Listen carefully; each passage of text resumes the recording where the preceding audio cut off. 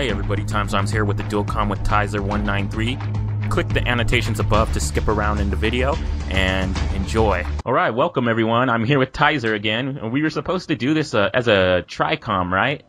Yeah, we don't really know what's going on. I'm sort of a bit stuck for time, and well, yeah, it's taken us half an hour to get my recording software sorted. So,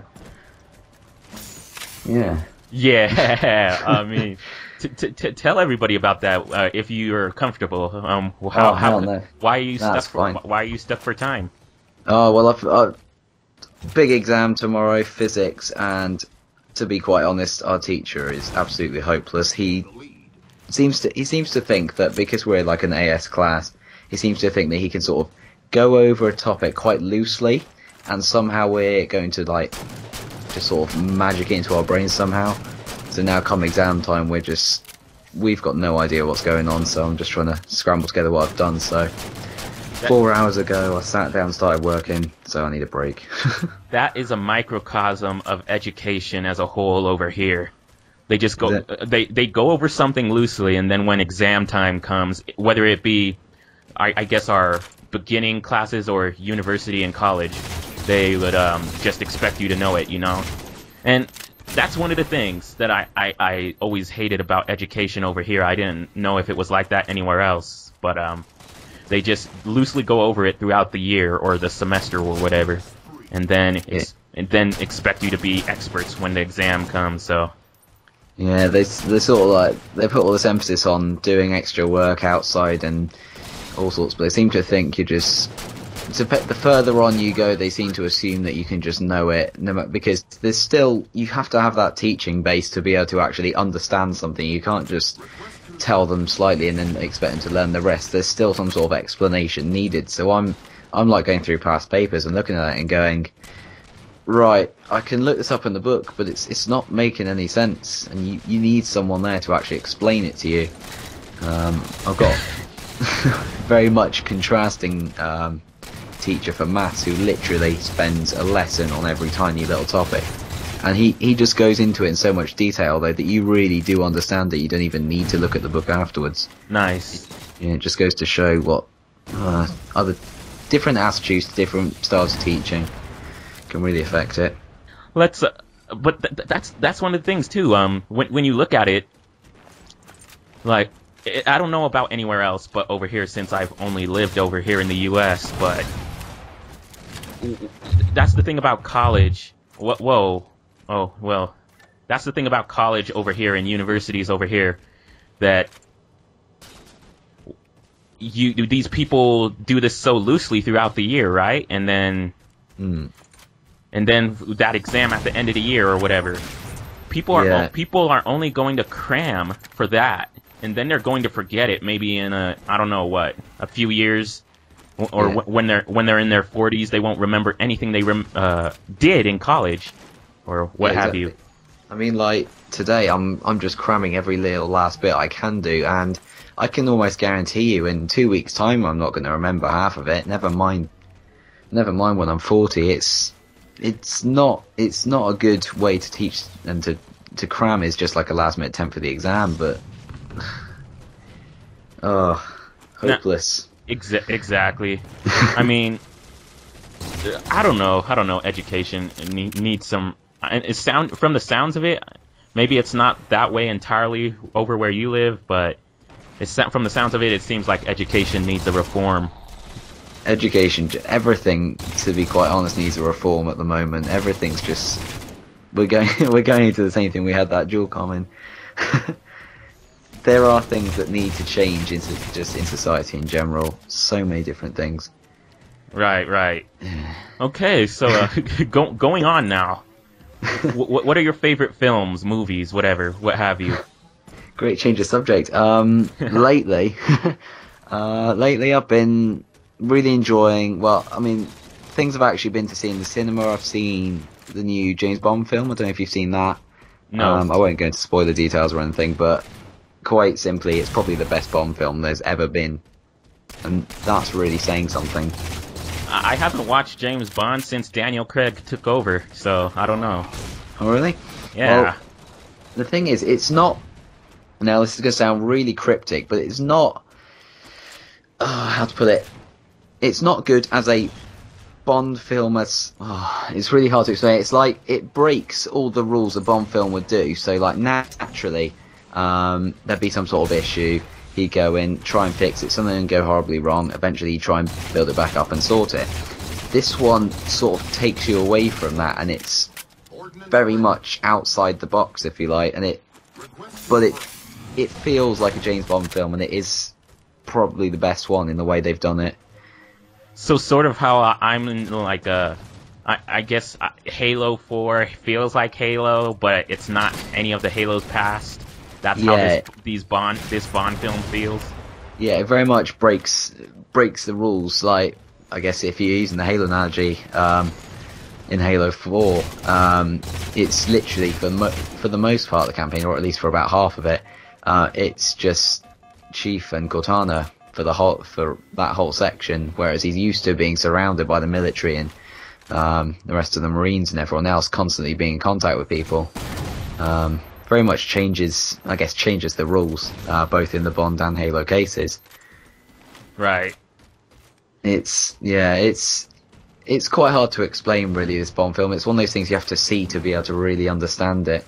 Oh. But while we're on the subject of Halo, actually, 343 actually put out a new bulletin today. I had a look at it, and it looks like there could be some really good changes coming in.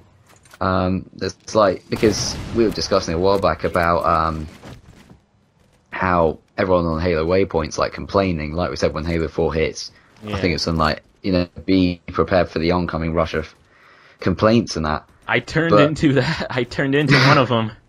But really? I don't complain. Oh. I don't really post on Waypoint anymore, but I don't outrightly complain and make it part of my life to complain like some of the people on there. But it's just that I don't feel that Halo 4 is my type of tea, or cup of tea, if you will. I see what you mean. It all depends on how your attitude towards the complaining is, if you like. Yeah. But they just look at some of the things they said. They have Frank O'Connor on it. I've just brought it up now to have a look. Frank O'Connor had his own little section on it, and he sort of explained things, and he accepted the fact they have made a lot of mistakes, and they haven't really communicated much to people. But they got some really new changes that are coming. So when Spartan Episode 6 comes out, which I'm really looking forward to, by the way, they're doing a sort of Forge test playlist to bring in Forge maps as well now. Nice. Which will be good because it'll balance out the bigger maps with the smaller maps. Yeah. And finally they're solving the problem with people who've reached rank 70 and haven't gone anywhere, because they're actually unlocking 2 more specializations that week as well. Okay. Week after that, episode 7 and Griffball playlist, yet another community who's felt really pushed out the way by it. That's one of the things. I was subscribed to this guy, but it just seemed like he really hated Halo 4. I don't hate Halo 4. I just don't feel like it's up to, like I said, my cup of tea earlier. But he was complaining that Halo 4 feels mismanaged. I wouldn't necessarily say mismanaged, because I think 343 is trying to get things out there. But one of the things I don't like is that they, like a few weeks ago, they added the Team Snipers playlist and then just remove it, And people actually like that playlist, but I don't know why they removed it or what have you. Yeah, I mean, it feels weird. No, it just feels weird, is all. Yeah, no, I was doing a bit of reading on the website a while back, and they said I could see what they were trying to do, because what they said was they wanted to keep it fresh by bringing in new playlists and taking them out again, keeping absolute definite favourites in, taking other ones out. And I think what they did was with this Team Snipers, whereas SWAT, they sort of brought it in, everyone loved it, they kept it. I think the reason why they took it out, there was apparently, I seem to remember somewhere in the back of my mind hearing something about there being a few issues with the Team Sniper playlist. And just reading it now, Team Snipers, let's have a look, where was it?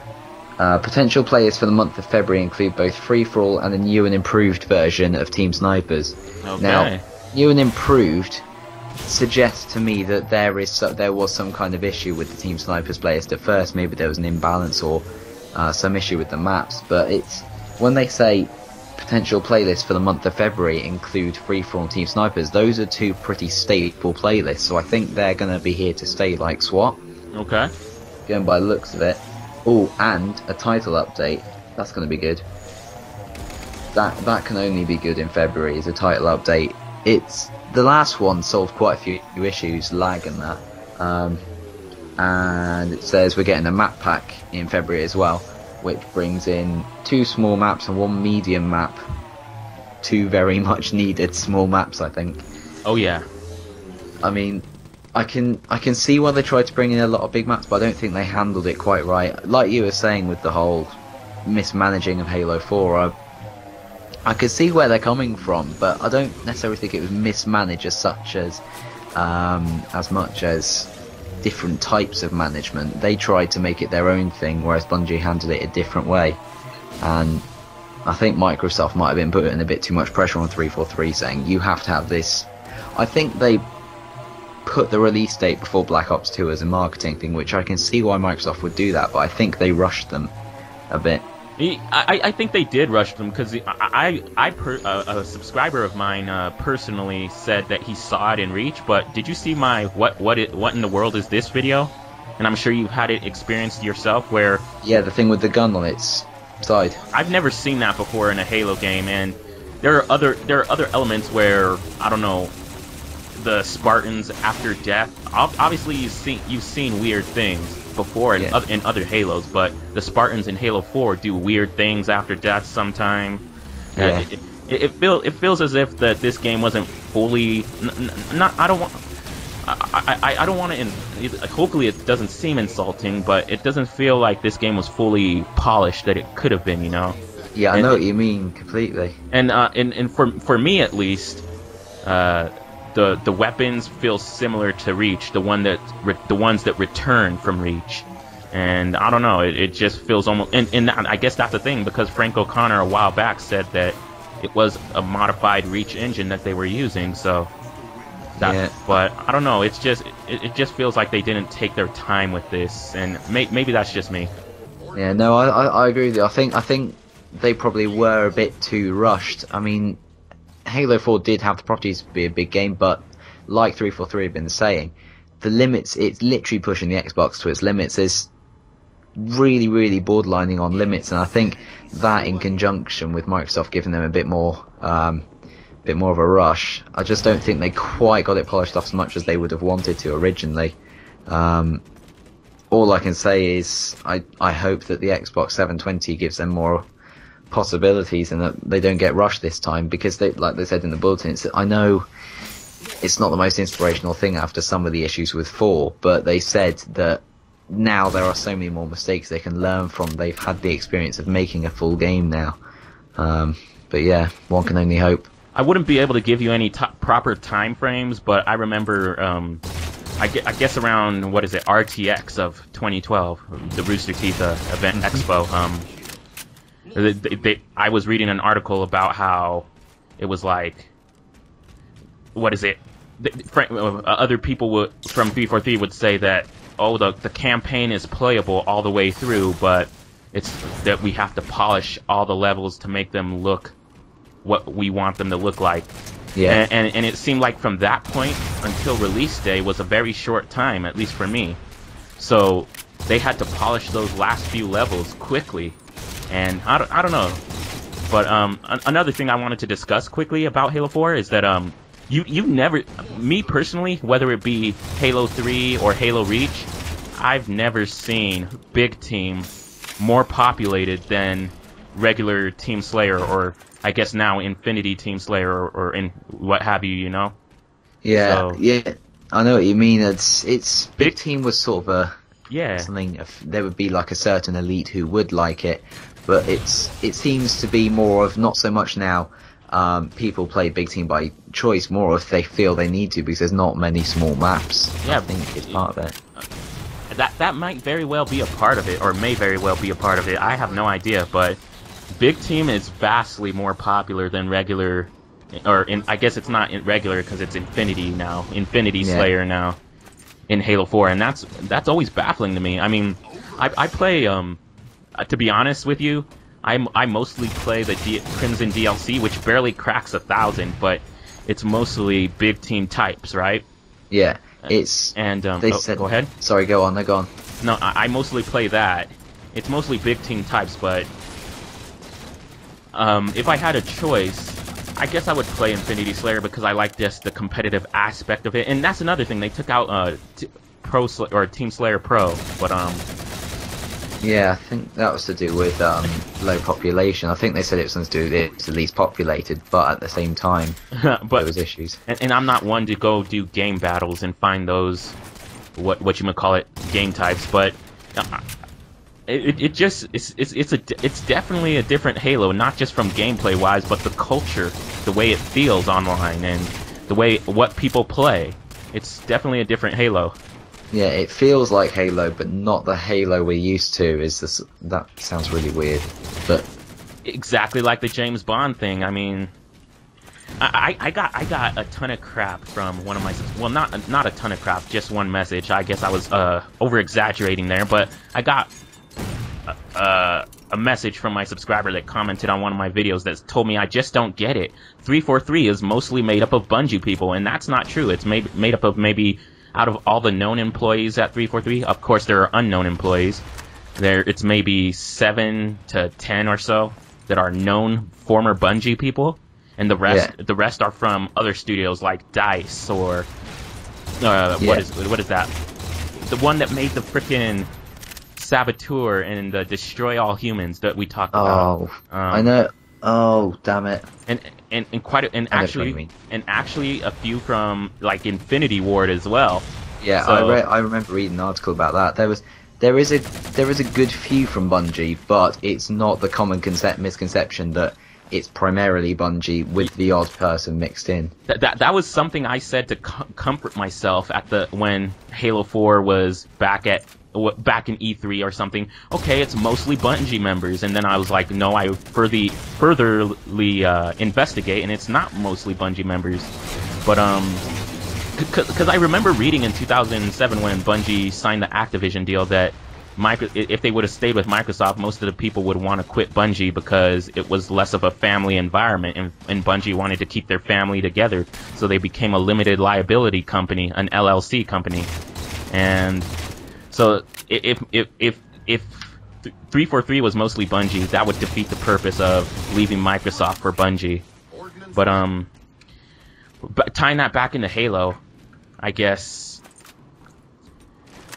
as I said, I got a crap from that guy on my video, and I believe he's the one that disliked it, which is cool. That's fine, but yeah, I just personally don't like Halo 4. I mean, it's not that I don't like it. I just personally prefer Halo 3's gameplay better for me. Yeah, and the feel of Halo 3 is more Halo-y, but Halo-y indeed. There's certain things that draw me to Halo 4 in the sense that I don't know what it is, whether it's just because it's new or because I like the direction they're trying to take with it. Yeah.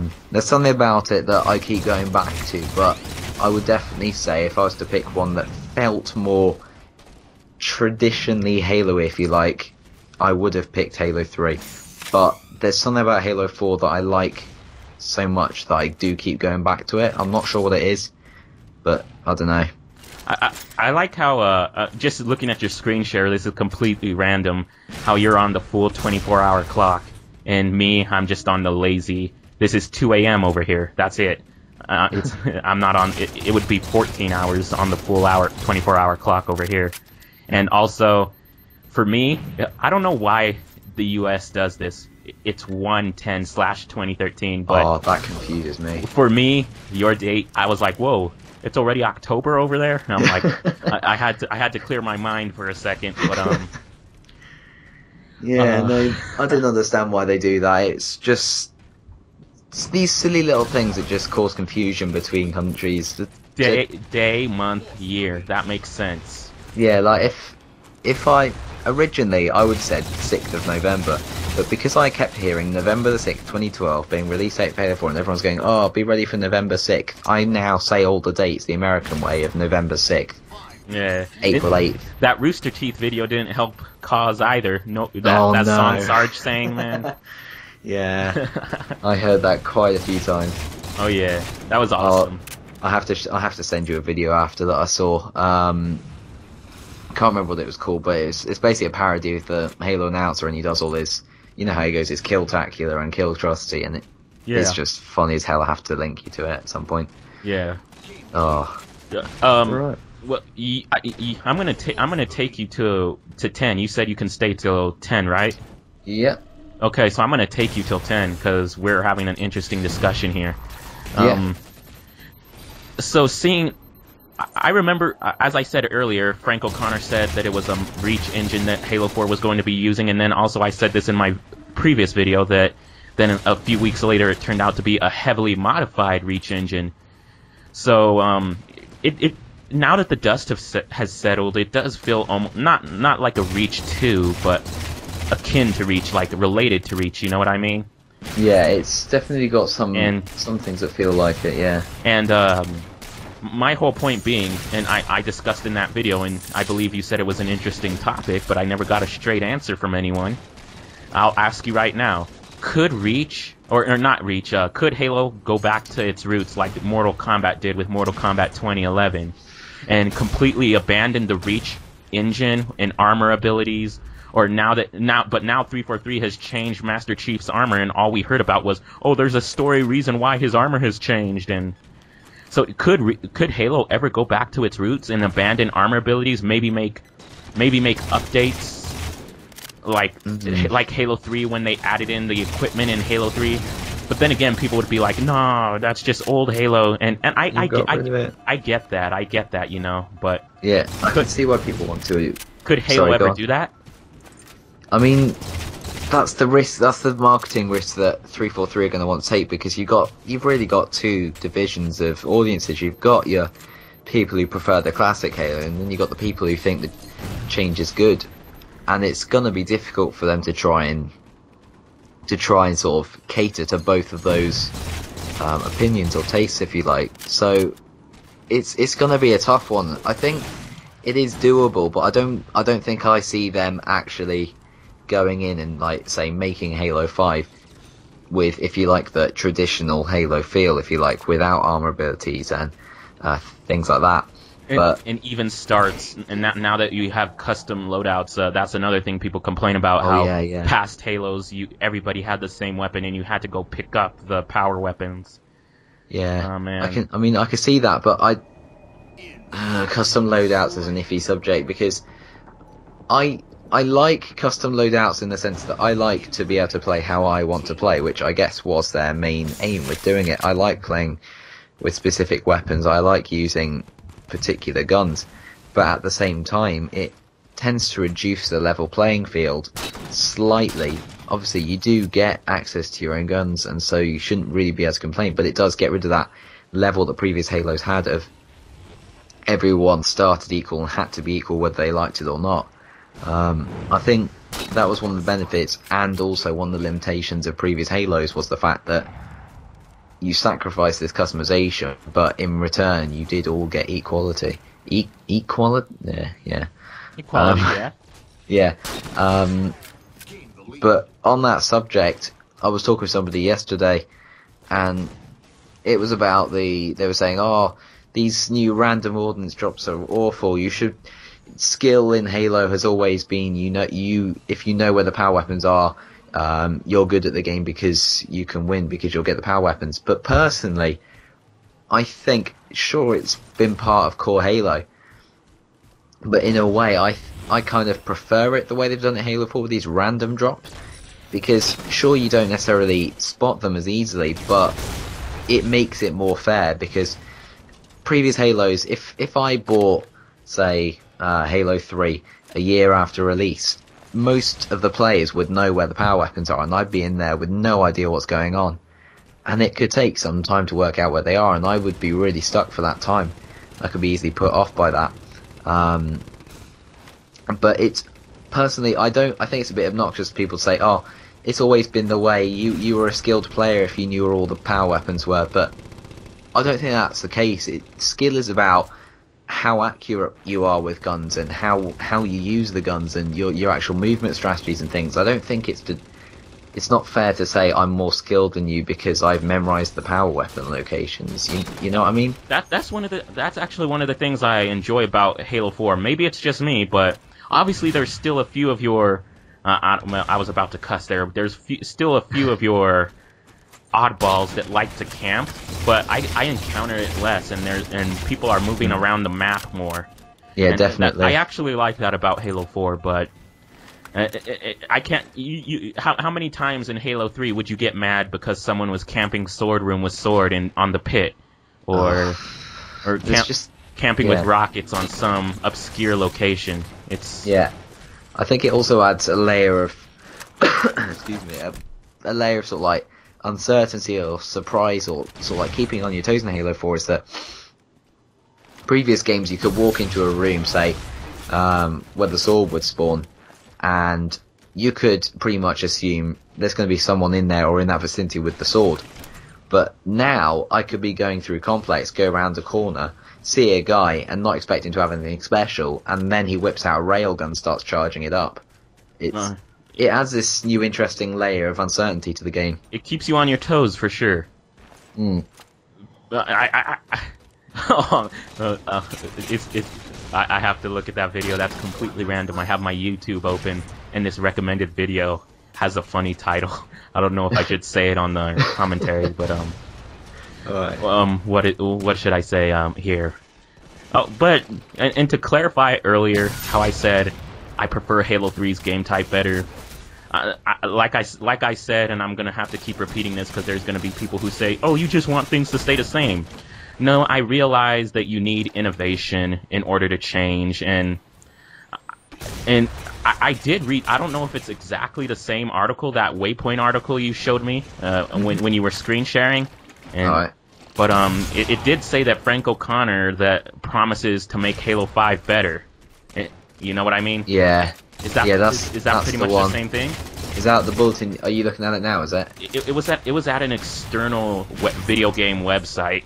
Alright, it's quite possible, yeah, because he was saying they are going to make improvements for Halo 5, and they are going to make things better and correct their mistakes. And yeah, well, I mean, I guess it's honestly the Reach engine that I don't like, and I can tell you that obviously there are certain things that, like you said about Halo 4, that draws me back, but maybe if they make up a new, who knows how those armor abilities would work in the new Halo engine, but yeah, them using the Reach engine, because obviously they said they used the Reach engine, and it just I don't like it. As much as I did prior Halos. Yeah, no, I agree with you there. I mean, like, I was talking to somebody yesterday, and they said something to me that actually made quite a lot of sense. They said Halo 4 is what Reach should have been, and I can see where they're coming from, because dude, yes, exactly.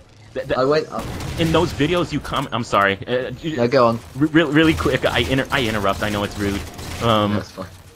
In those videos I made that you commented on, does Halo 4 suck? And the other one, those are exactly the words I wanted to say, but I didn't think of at the time. Halo 4 is exactly what Reach should have been. Yeah, Halo 4 is the Reach, the successful version of Reach. Continue, my friend. Oh yeah, no, I was yesterday after he said that, I thought, hang on a minute, it came to me, I should try Reach again, because since Halo 4 came out, I hadn't played Reach once. So I went on Reach yesterday, and it was instantly like, I went, right, okay, I'm going to play a match here. So I went on to Basic, Team Slayer, and I ended up on Arena Zealot, and instantly my head just went, I hate this map. This map is the most depressing thing I've seen. And then I looked at it and I thought, the lighting here is horrible, it's horrific, it looks dreadful. So graphically wise, I was really disappointed. Straight away into the game, everything felt wrong. It all felt absolutely terrible. Even with sprint being on a different button and things, I could understand that, that's fair enough. But I just did not enjoy it once.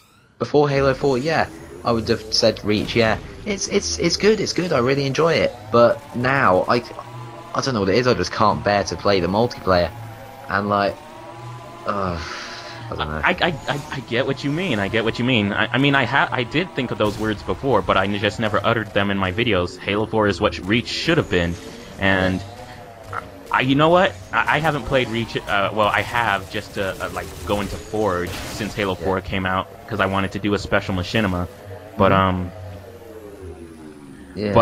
it's weird. When you heard that Bungie was splitting up from Microsoft, they still had 2 more games on their contract, so they split their studios up to make ODST using the Halo 3 engine, obviously, because it plays most like Halo 3.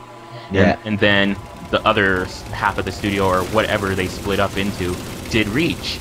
And I was like, that feels like a bad idea. Yeah, it definitely was.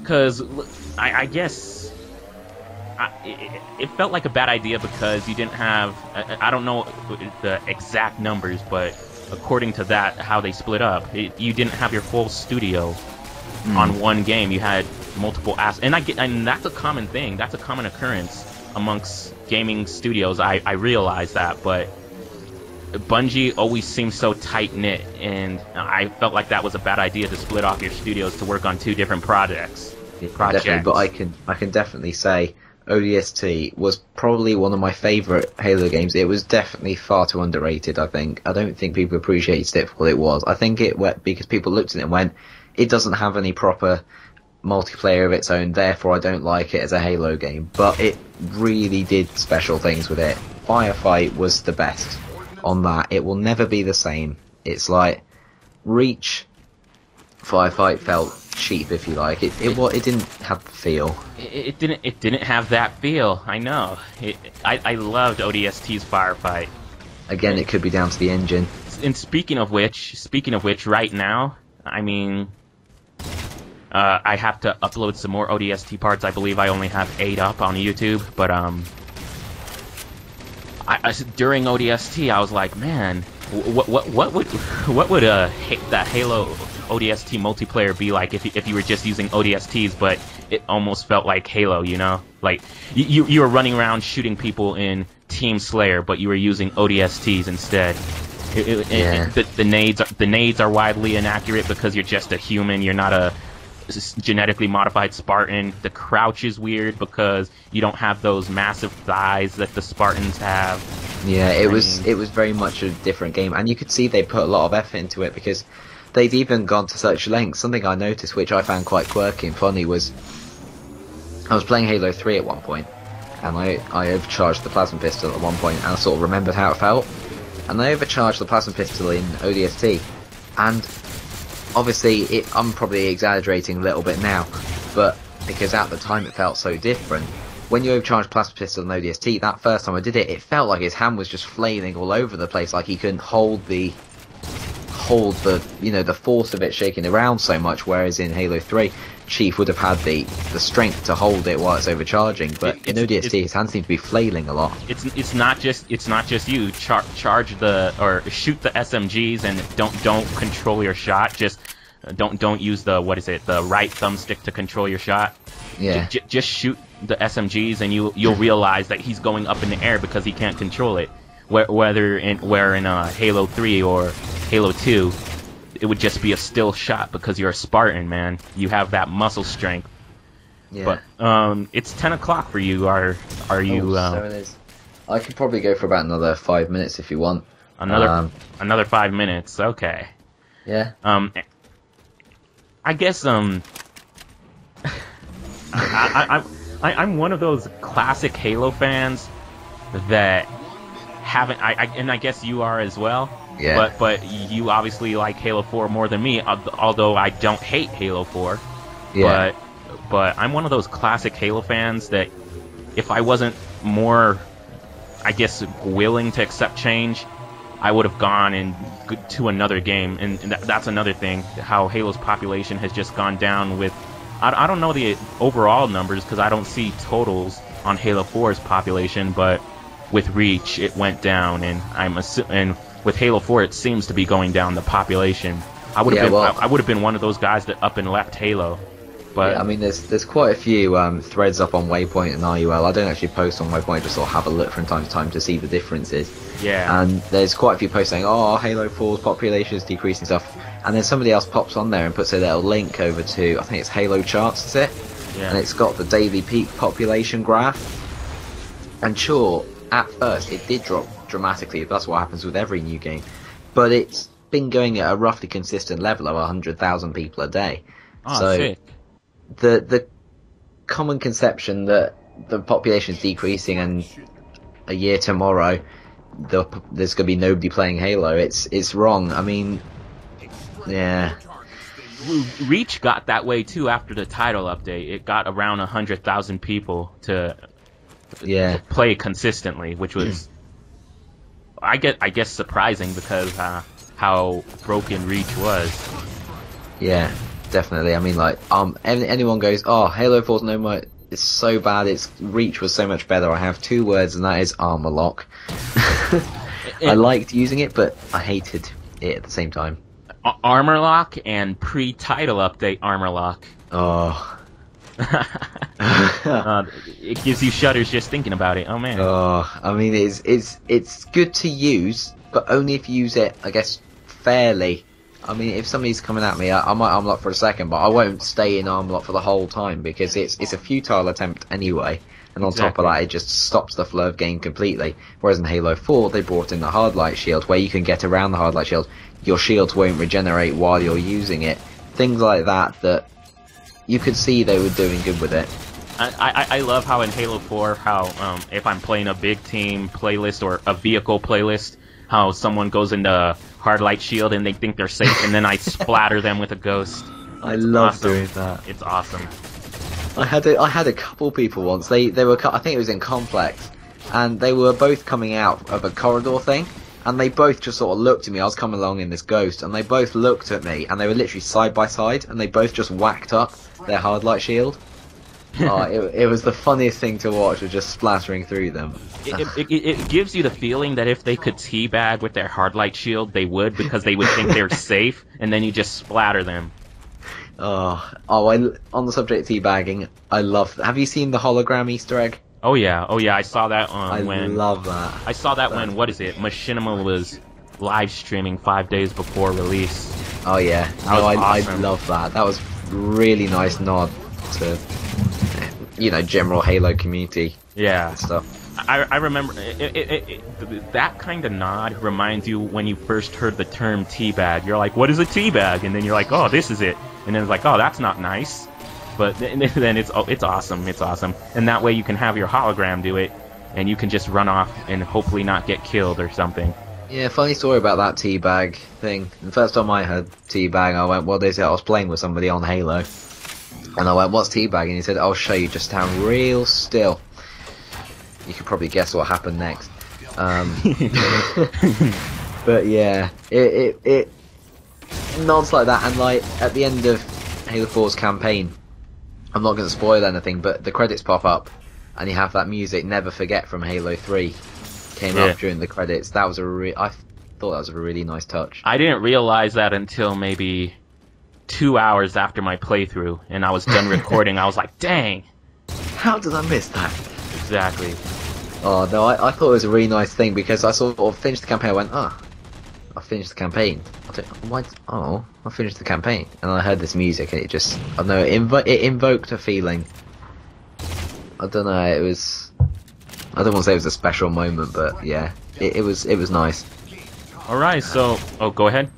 No, I was just getting back to an older point I was just going to finish off quick, was, I'm thinking, when he says Halo 5, they're going to make it better, I've got confidence in this, because it seems to be the problems we're finding. Like I said with ODST, they had ODST as one half of the studio and Reach as the other half, and there were issues with Reach, and ODST just felt so complete. I think there's that issue with the same issues we're seeing in Reach or in Halo 4, so I'm thinking it's going to be the engine that's the issue. So once they change the engine for Halo 5, I'm thinking they could do good things, even with the new engine. Things that people didn't like so much, like armor abilities, they could be so much different in this new engine. I want, that's one of the topics I wanted to go back to, but our 5 minutes are up, so yeah. I don't know, man. You want to end it right here, or? I mean, I'm happy to carry on for a little bit more if you want, but I mean, we could save it for another day if you want to. It's up to you. It depends what you've got. Well, I guess it is the engine, because they had to make a whole new engine for Reach to accommodate the idea of armor abilities and other subtle gameplay changes. But why is it they split their studios? But I guess another Halo fan might tell you that ODST sucks. But why is it to you and me, and probably a lot of other Halo fans as well? Why does ODST feel complete where Reach feels incomplete? Yeah, like I think. Sorry, go on. No, I mean, look at it. MLG had to pretty much tinker with the settings back and to make a suitable playlist and suitable play style when Reach was popular. At its most popular, it was never really fully popular, but MLG never had to do that before. They never had to change that much in a game. I mean, like, I don't know. There is this sense, this feeling that the games were complete with things like Halo 3 and ODST. They felt complete. Sure, they had their issues. Things like ODST not saving progress in the right way. I had that issue, but there's something about it that felt more complete than Reach and 4. I'm not sure what it is, but like you could tell 3 and ODST used one engine, and you can see that Reach and 4 used another. And the two were so dramatically different. I'm thinking the engine between Reach or the Reach engine and the Halo 5 engine could be dramatically different. I think Halo 5 is probably going to be the best of the 343 Halos. Exactly, and I can see it. And like you said, who knows? They just need to.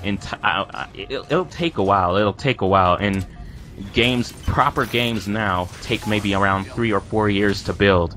But they should, I think, entirely scrap the Reach engine. Entirely scrap it. Don't use a heavily modified Reach engine.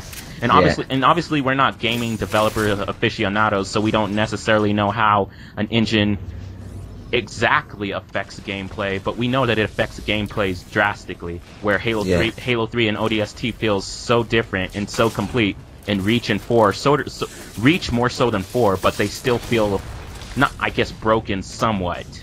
Yeah, I mean, if I was to say to 343 one thing about how they should make Halo 5, I would just say to them, don't worry about deadlines. If Microsoft tell you to do it on a deadline, actually try and give reasons why you shouldn't. Take all the time you need and just do it. Just don't do a Bioshock Infinite and keep pushing it back. Just work at it until you're pretty much certain you're ready, then give a release date. I don't mind waiting 6 years for Halo 5 if they do it well.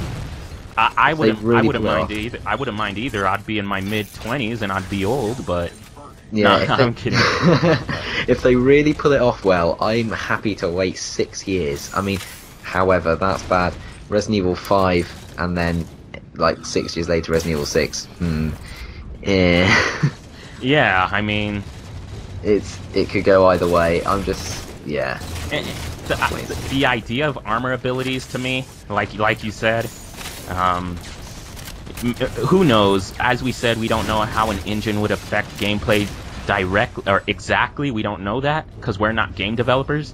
Yeah. But who knows? Maybe armor abilities in a completely new Halo engine would feel different than Reach and 4, and maybe it would actually feel like classic Halo just with armor abilities. Yeah, one thing that gave me a bit of, I don't know if it's comfort or happiness or I don't know what it is, but when I was reading that bulletin, one thing that I read really made me smile was that it said something about, something like, they mentioned something and they basically said, we want something to be good, or we want something to happen, or we want Halo to be strong or whatever in 10-20 years time, which suggests they're going to be making more after Halo 6, whether it be spin-offs or a further trilogy after that. It wouldn't surprise me. I mean, they already have the Halo 7, 8, 9 websites on lock. That's true, yeah. I mean, like, when they said 10 or 20 years, that gave me a little bit of comfort. I was concerned that after Halo 6 that was going to be the end of Halo. Yeah. Stum, but I really like the universe they've created, and they can always add more. I would add on to that point, but we've already pushed back our end so many times, so you want to end it here? Yeah, go on then. Alright, this is Tyzer193 signing off, and Tyzer? Tyzer193 signing off. I guess that's check out Tyzer's channel and mine. Check out Tyzer's as well to my subscribers, and I guess that's it. See y'all later. Yeah, see you guys. Bye.